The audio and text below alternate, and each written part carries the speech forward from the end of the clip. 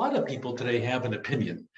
You need to sit down to be really recognized for who you are and the work you've done, need to research things and become not just an opinion, but an intelligent opinion. Know your topic, study it before you have an opinion, go through and analyze it. Here's a couple techniques on research.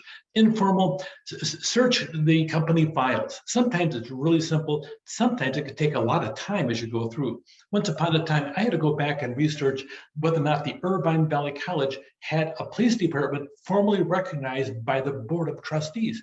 We went back 25 years and we had boxes of files in there. We went back digitally. They even had a thing called microfiche. We went out taking a look at it. We never found it. So the next board meeting, we did a formal resolution just in case.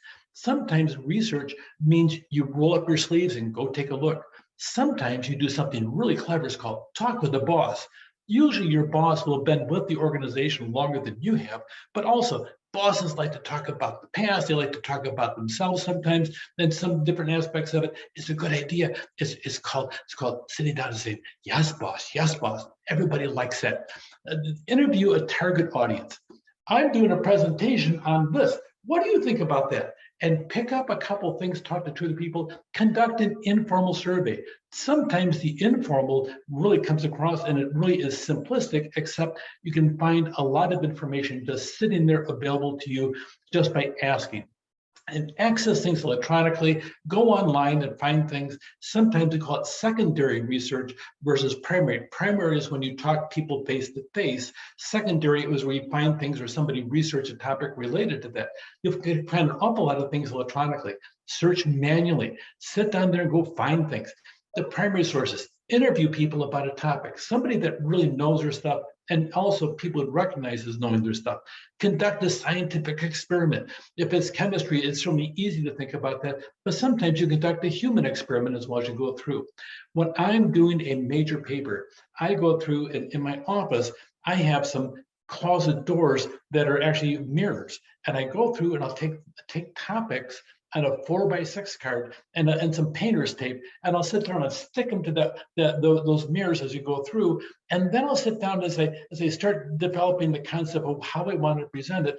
I'll shift them around and I'll group ideas together. And sometimes I might want to have this chapter over here and this chapter over here, but I may move a concept from here into another chapter as you go through. Group similar ideas together, whether it's 4x6 cards or just a piece of paper, but put them in writing to sit down and get it out of your head and put it out there so you start solidifying your topic as you go through. Define the main topic when you're outlining things. Make certain it's in the title so somebody can sit down and know exactly what it means that they're going to be hearing about. Divide the topic into 3 to 5 major components. There is something about the human psyche that 3 resonates really deeply. You would think we typically have two arms, 2 hands, 2 feet, 2 legs, that'd be 4s, but there's something about the magic number 3. We'll talk more about that later on, but 3 is a really good number. If you go past 5 in your topics, you start losing your audience, and you want to make certain your audience has a takeaway. And if you have 7 or 8 points as you go through, you're going to lose them because there's too much information out there. Or you can do this over here. You can break the major component into subcomponents as you go through. So you may have 3 ideas with 3 subcomponents in each one of them, and they'll resonate more with the audience as you sit down and break it down something simplistically. You know, use details, illustrations, evidence subpoints. A presenter that gets up and talks about the fact that they provide a detail about something that happened historically here and here and here, all of a sudden they're more credible because you know by listening to them, they've studied the topic. They're the intelligent opinion. Okay. Illustrations work well. It's incredible how good a graphic really shows up. You put a graphic in the middle of things, the people flip through a paper and they'll stop at the graph because they like pictures. We'd like to see pictures as you go through. Have subpoints. Make certain that when you're writing or you're talking that you have detailed information to show people that you really know your stuff as you go through. there's a couple of ways of doing things. On a direct strategy, if your audience is going to be pleased, somewhat interest neutral, sit down there and be direct. You can even be funny, especially with the audience that's pleased by what you're going to say. You can go through and be direct and really talk in an active voice as you go through. Sometimes when you want to use an indirect strategy, you back off and don't use an active voice, but a passive voice. We'll talk more about that as we go through. But if the audience is uninterested, displeased, or disappointed, we're about to have layoffs coming up. Number one, you won't be popular. Try to pawn that off on the boss if you can pull that one off.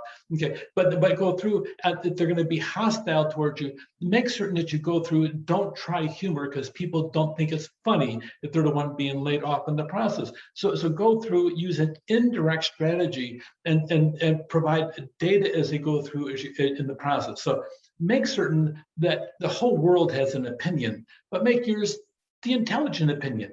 Study your topic, do some research, really examine all sides, and in your paper or your presentation, put that out there. Over here is this, and this is over here. Here's my conclusion. And also people pay more attention because you did go through, check things out, and you studied it, and you researched it, and you are the intelligent opinion. Take care.